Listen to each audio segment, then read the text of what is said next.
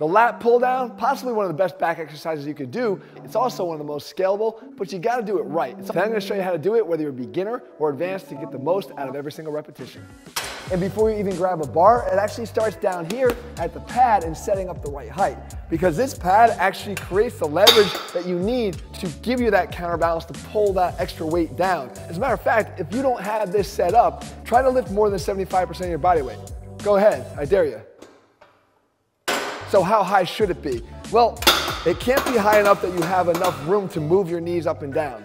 What you want is to be in contact with your knees, but enough room to have some heel lift off the ground, because that heel lift is gonna give you some give as the bar goes back up to the top on every rep. Without that give, if it's down too far and your foot is flat, you don't have the ability to extend into a deeper eccentric, and you're gonna want that. Now when it comes to your grip, it's actually gonna be determined a lot by the type of bar you use. If you use a V handle like this, of course you're gonna be forced into a more narrow grip. If you use a neutral bar like this, you're gonna be having a wider grip. That being said, most of you are gonna be doing it with a straight bar just like this, so how wide do you wanna go? You can find it by actually stepping yourself up to the bar and lining up your elbow underneath your wrist. Once you find that angle, that's gonna be your best natural pulling angle to be at. That's usually gonna happen right around the turn of the bar for most of us. If you go any narrower than that, you're gonna start to force more of the work to be done by the forearms and the muscles in the forearm. If you force your grip wider than that, you're gonna take the focus a little bit more away from the lats and put it more onto a muscle called the teres major. It's a lat helper, but again, it's the lats you're trying to build, so go for that perfect angle right here in line with the elbow and wrist. So now with your pad set and the grip right, where do you go from here? Well, we gotta talk about our torso angle, because this is where people screw it up. Are you supposed to be leaning back, or are you supposed to be upright?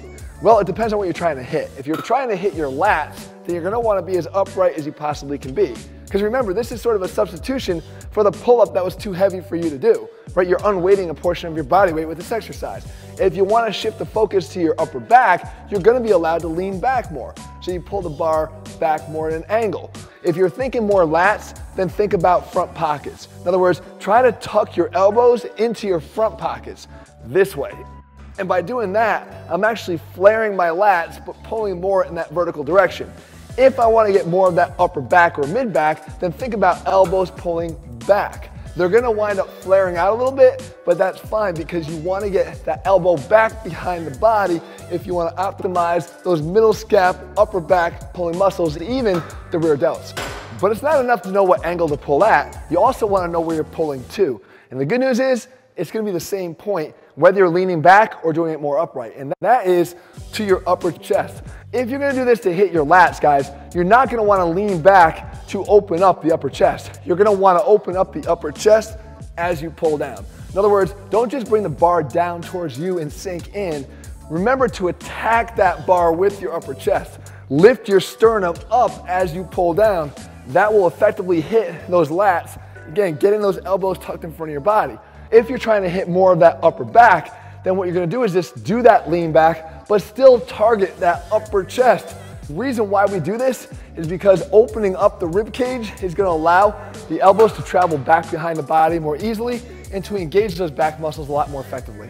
So now you follow the steps and you got the bar to where it should be here on your chest, so you think you're good, right? Well, you're only half good, because the other half of the exercise is going to dictate how effective the exercise is. Because this might be the most effective part of the exercise, and that is the return of the bar to the top.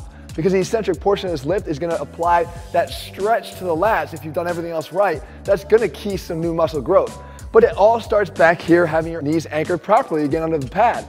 Because if you start to use momentum, or if your body's not anchored properly and you start to follow the bar back up, you're not creating the separation that you need between the origin and insertion of the lats to create that stretch. You're just allowing the hips to follow it. You gotta make sure you keep those 2 points as far apart as possible.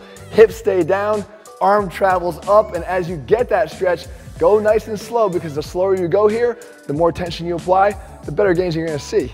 Now, if you're more advanced and wanna squeeze a little bit more out of the exercise, you can do that too, and there's 2 ways to do it. The first thing I like you to do is just pause in that fully stretched position.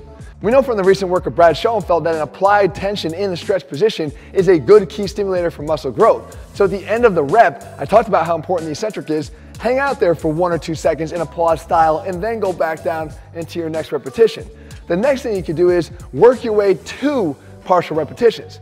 And I mean 2. In other words, perform all of your repetitions through full range of motion until you feel like you can't get another full range rep, but don't stop just there because the intensity can go higher and higher by performing whatever your lats will allow you to at this point, meaning small little partials, even a half a rep or a quarter rep, even an eighth of a rep, whatever you can do to get a little bit more range of motion without it becoming strictly based on momentum, that's gonna deliver more tension into that muscle, especially at that point of fatigue, to help to push it to new potential for growth.